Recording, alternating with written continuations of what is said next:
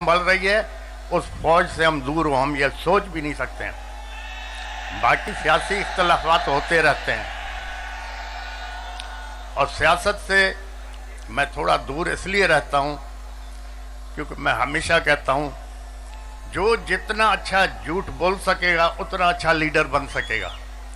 तो इसीलिए मैं ज़्यादातर दूर रहता हूं कि झूठ बोलना कम पड़े। बाकी जहां तक इलेक्शन का सवाल है, जो जीता है वो खुद परेशान है, सर पकड़ के बैठा हुआ है, और जो हारा है या हरवाया गया है वो सब हम रास्ते पे निकले हुए हैं।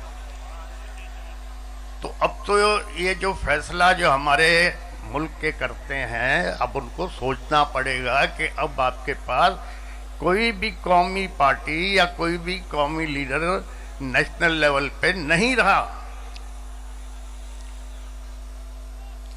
तो अब कौन बचा फेडरेशन संभालने वाला? सिवाय फौज के कौन बचा है?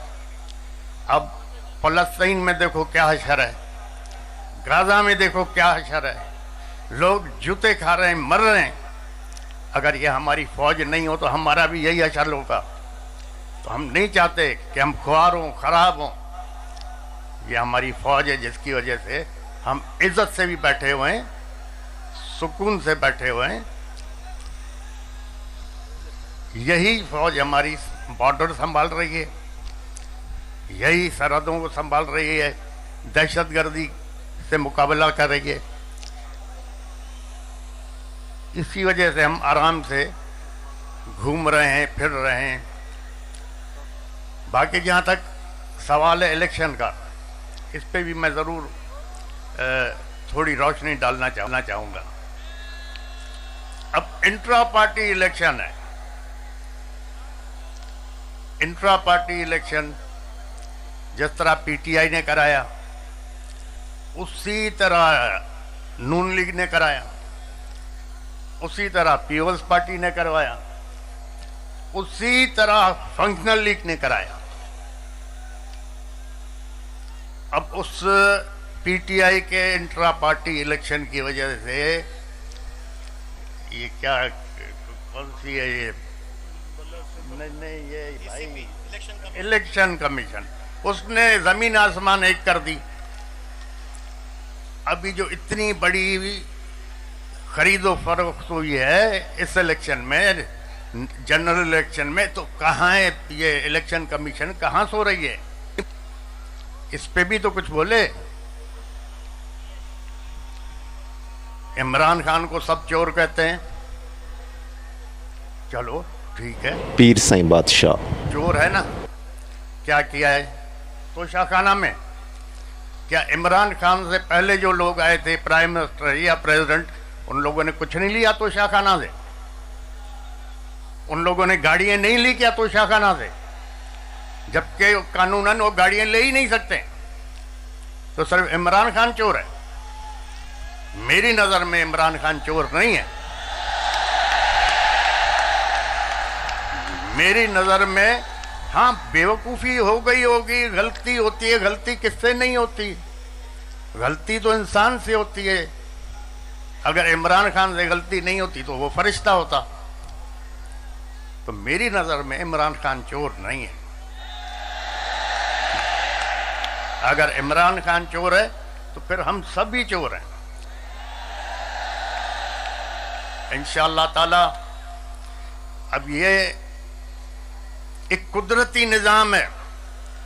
अगर सैलाब आ रहा है या पानी आ रहा है, आप उसका रास्ता रोकोगे तो फिर दूसरी जगहों को डुबाएगा।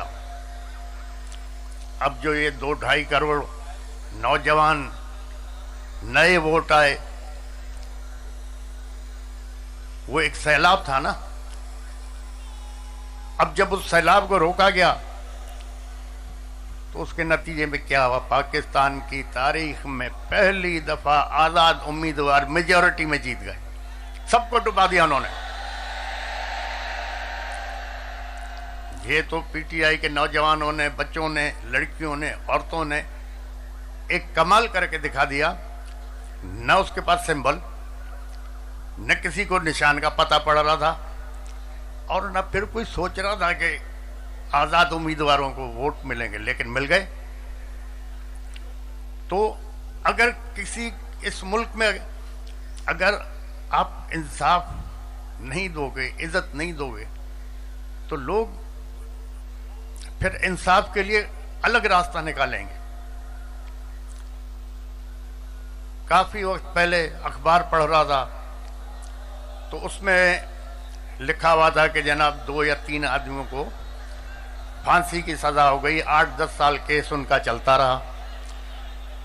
8-10 साल के बाद सुप्रीम कोर्ट ने फैसला किया कि ये बेगुनाह है, इनको आजाद किया जाए। तो जेलर ने कहा जी आजाद कहां से करें, 6 महीने पहले फांसी हो चुकी है, अब हमारे पास इंसाफ तो ऐसे चलते हैं। अब सुप्रीम कोर्ट कह रहा है इसको आजाद करो, जेलर कहता हमने फांसी दे दी क्योंकि उसको फांसी की सजा हुई थी। अपील 10 साल के बाद कोर्ट ने सुनी।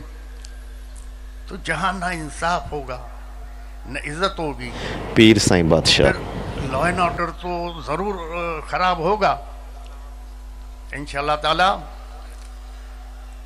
अब सोचना यह है कि कानून के दायरे में रहते हुए और इज्जत से इस मसले को बाकी पार्टियों के साथ JUI हो गई, जमात इस्लामी हो गई और मज़ीद जो भी हमारे साथी हमारे साथ आना चाहें, हम उनसे मिलके उनके मशवरे के साथ इसको चलाएंगे। जहाँ तक मुझे पता है, जो मैं समझता हूँ, जो ऊपर खिचड़ी बन गई है, 8-10 महीने से ज़्यादा ये हुकूमतें चलना ही नहीं है।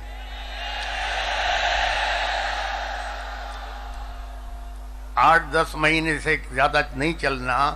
अब पिछले जो 20 महीने हुकूमत थी उसमें जो महंगाई आसमान पे गई है, उससे क्या हुआ है? उससे हुआ यह है कि जो मिडिल क्लास थी वो ख़त्म होती जा रही है। अब इस इलेक्शन के बाद आप देखो महंगाई आसमान पे जाएगी। अब जब महंगाई जाएगी तो आपका मिडिल क्लास ख़त्म हो जाएगा, तबाह हो जाएगा। माशरे को अमीर आदमी नहीं चलाता, न गरीब चलाता, माशरे को मिडिल क्लास चलाता है। जब मिडिल क्लास खत्म हो गया तो आपका माशरा खत्म हो जाएगा। तो खुदा के लिए जो ये देख रहे हैं हालात किस तरफ हमारे जा रहे हैं, इनको सोचना चाहिए। और ये 8-10 महीने से ज़्यादा हुकूमत चलनी भी नहीं है। हो सकता है अब फौज ने सबको आजमा लिया, अब आजमाने के लिए बच्चा क्या है, हो सकता है इमरजेंसी डिक्लेयर हो जाए या मार्शल लॉ लग जाए। यही जज उसको प्रोटेक्शन देंगे, यही जज जो इधर बैठे हुए, यही जज लीगल कवर देंगे।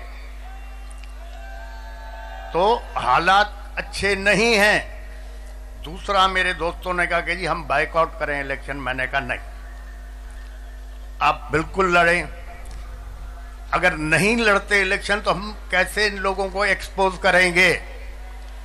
अगर कुछ दोस्तों के कहने पे हम बाइकआउट करते तो ये लोग एक्सपोज ही नहीं होते। अब इतने बुरी तरह से एक्सपोज हो गए कि नेशनल और इंटरनेशनल लेवल पे ये बदनाम हो गए। इस इलेक्शन को कौन मानेगा? क्योंकि सारे इलेक्शन फ्रॉड पे थे, रिजल्ट पहले भी किए हुए थे। तो इंशाल्लाह देखें, खुदा अच्छा करेगा। खुदा ताला आप लोगों को, इस मुल्क को, हमारी फौज को अपने हिफ्ज़ व अमान में रखे और हर आफत, आजमाइश, तकलीफ, दुश्वारी से पनाह में रखे। हमारे जजों को, हमारी फौज को खुदा रहनुमाई फरमाए कि इस कौम के, इस आवाम के फ़ायदे के लिए सोचें और काम करें। आप लोगों की सबकी मेहरबानी। आप लोग दूर से आए और दूसरा, ज़्यादा मैं तकरीर कर भी नहीं सकता, तकरीर मुझे आती नहीं। मेहरबानी, खुदा हाफ़िज़।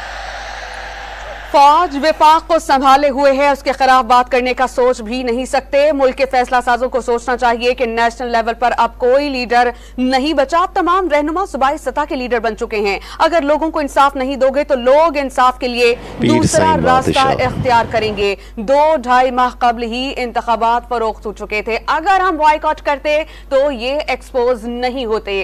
पीर साहब पगाड़ा खिताब कर रहे थे जामशोरों में। ग्रैंड डेमोक्रेटिक अलायंस की जानिब से मुबैना तौर पर इंतखाबात में धांधली के हवाले से एहतजाज रिकॉर्ड करवाया जा रहा था और कारकुनान से तमाम रहनुमाओं ने बारी बारी खिताब किया।